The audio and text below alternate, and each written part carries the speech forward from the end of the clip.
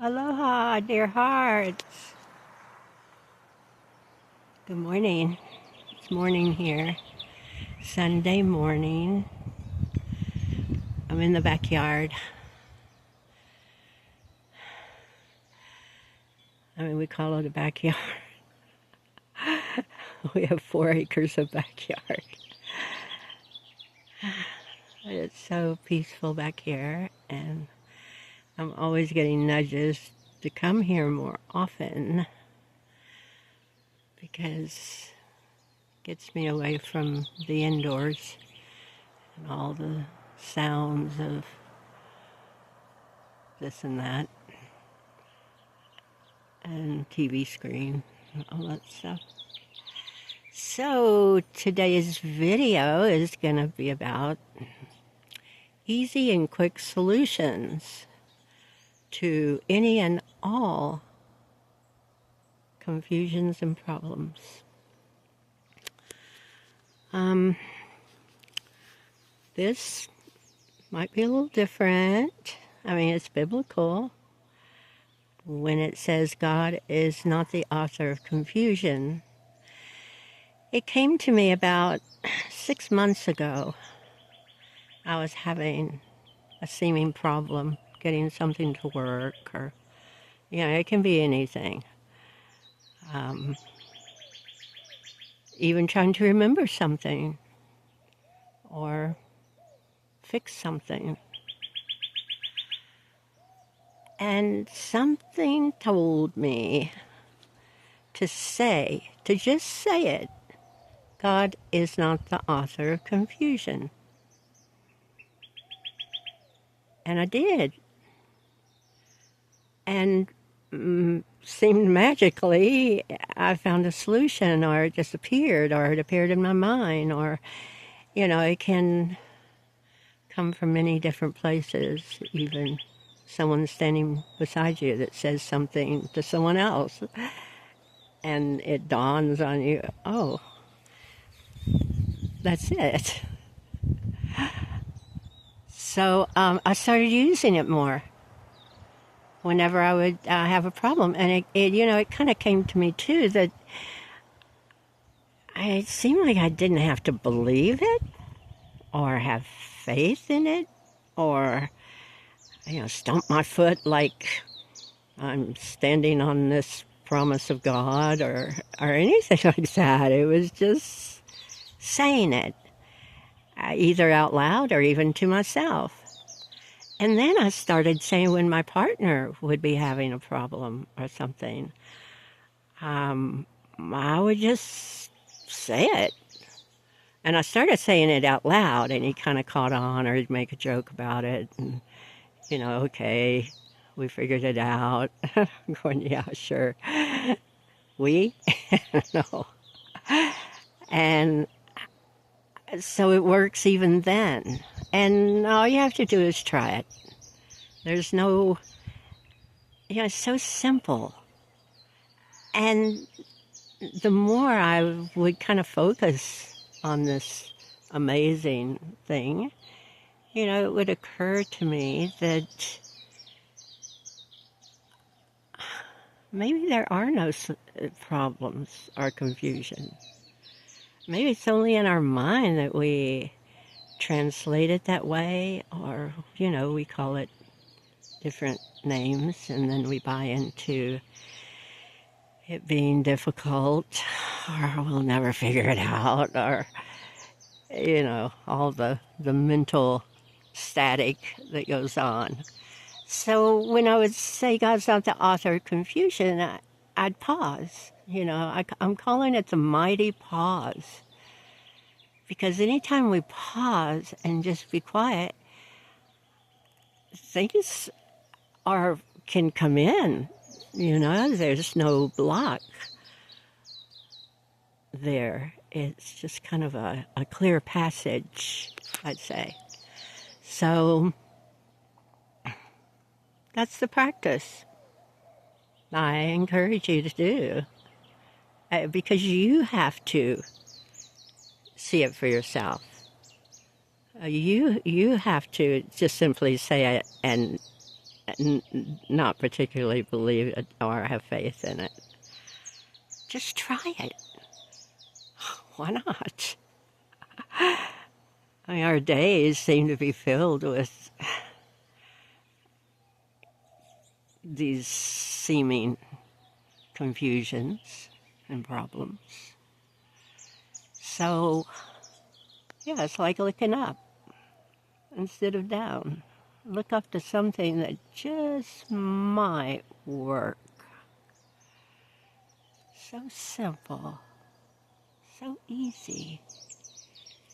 And you know, when you think about it, I made a list here of the things that are trying to message us about problems. And that is a scripture. God is not the author of confusion. You know, we've had songs, Let It Be, There'll Be an Answer, The Bridge Over Troubled Waters, The Sound of Silence. And then someone we know said there are no problems, only solutions.